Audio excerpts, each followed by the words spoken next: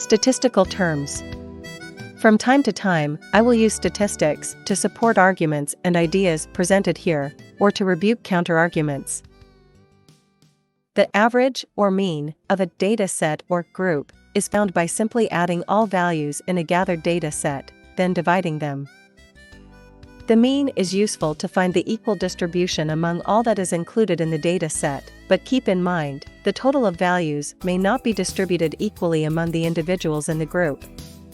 For example, if in a group of 10, there are 9 with values of $1 and 1 with a value of $10, then the total value is $11, and the mean of this group is $1.1. The median is the middle value in a group of values, when the values are ordered from least to greatest. And it is found by dividing the total value by 2. For example, in the same group of 10, where 9 have $1 and 1 has $10, the median is $5. The mode is the value that occurs the most in a group. In the same group, the mode is found by simply counting each instance of the equal, or similar, individual values, and finding which has the most instances in the group. Clearly, in this group, $1 has more instances than $10, so $1 is the mode. Some common assumptions. This text generally assumes personal qualities, lifestyles, and political and social conditions that may not apply to all readers. These assumptions include active participation in modern society, living in a community, village, town, or city, living in relative and reasonable freedom, having monetary income from work, being able to purchase goods and real estate property without non-monetary restrictions, not being severely physically or mentally disabled, being able to learn and perform technical work, among others. I solemnly recognize that not all readers will fall into each of the above assumptions and categories. Thus, these and other assumptions are only made for the sake of more conveniently delivering the content on this text. Many other assumptions are likely made in this text, some surely unconsciously, others knowingly. And, although the inclusion of all readers is of highest importance to me personally, I recognize that it is impractical to include many personal scenarios. I apologize in advance for any failures of inclusion, but I shall make an attempt to remind the reader of these assumptions and my equal appreciation for those that don't fully satisfy those assumptions. Many of the areas of this book assume that the reader is a participant of modern society. I understand this is not the case for all readers. Those living in relative isolation, or in remote villages, may still benefit from most of the concepts discussed here. Also, I generally assume that the reader has sufficient personal, social, and physical freedom to achieve all or most of the endeavors here offered. I recognize that, unfortunately, many types of freedoms are not present, nor guaranteed, for everyone and in every part of the globe. Predicaments, and other factors often limit or deny the freedoms that are required to engage in the lifestyle here prescribed.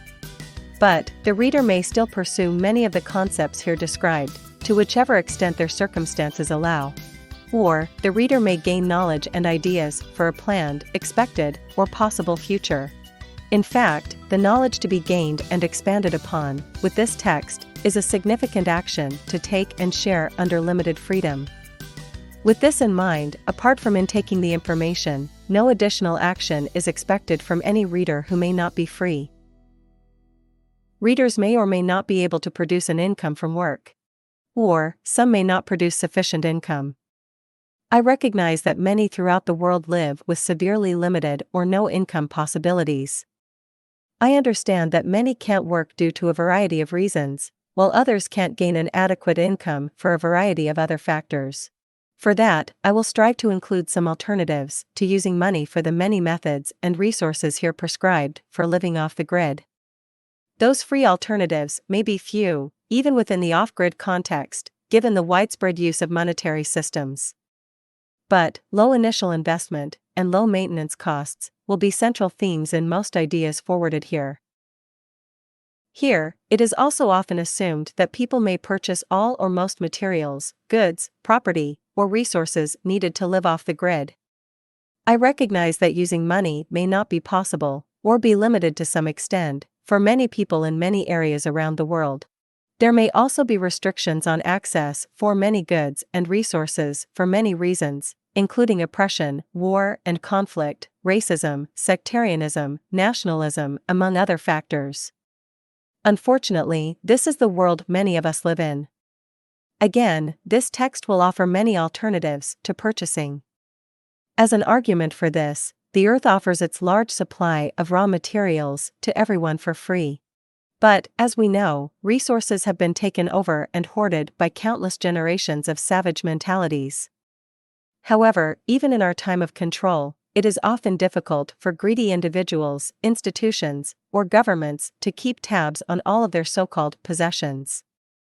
So, with some knowledge and skill, you may build many things free of charge using raw materials or existing, finished products. Many of these useful manufactured products will be inevitably disposed by other people. Dumpsters and back areas of industries the world over are overfilled with usable materials, goods, and technologies. For example, fresh food and clean water is often disposed of by supermarkets and restaurants in much of the industrial world. Here, we'll include those sources of goods in solidarity with those that have no, or limited access, to the monetary system. I recognize that, even here where I live, in the US, access to certain plots of land and homes in certain neighborhoods are limited, even denied, to many individuals. Discrimination is often hidden by whisperous recommendations and veiled by economic requirements, among others. And these routinely occur in housing, land ownership, and other property purchases, right here and today in America. Many of readers will likely be what many of us consider to be disabled. Some people, I clearly recognize, have special physical and mental needs and limitations, some considered severe. And, as many of the ideas and recommendations given here require some physical and mental effort, many a reader may feel unrecognized. But, be assured that recognized you are, and that I shall try to include such special circumstances when possible. And, I may, here and there, recommend help and guidance by willing and nearby helpers, to aid to perform and achieve many of the prescriptions here given. Alternative options that consider those with low strength, skill, and physical abilities, will also be given here, as effective content delivery allows.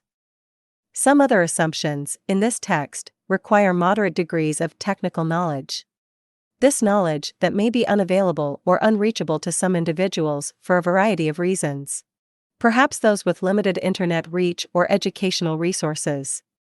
But, help by others with current knowledge, or ability to gain such knowledge or resources, is hereby recommended. Knowledge, and some skills, in mechanics, construction, structures, materials, electricity, electronics, and computers, is assumed in many concepts forwarded here. I understand such skills may not have been attained by the reader, at least not yet. In such cases, I recommend seeking such skill, knowledge, or guidance as soon as possible. This is for the sake of safety for the user and those around, and for the benefit of the reader in her or his endeavor in the off-grid lifestyle. I must say that death and injury may result due to explosions, fires, and electrocutions in direct consequence to the lack of knowledge and skill in many of the off-grid undertakings here described. I implore you get the relevant knowledge, skill, and permitting when required, before attempting to use, install, assemble, or otherwise handle any technology or equipment that may be dangerous in any way. Thank you for listening to this podcast. Please look for the next episode soon. And please ensure you share this with your friends and family. And please like this content and subscribe as a sign of support and for me to continue to provide this type of content to more people like you. Written by Hector Vladimir. May 2023. Georgia, USA.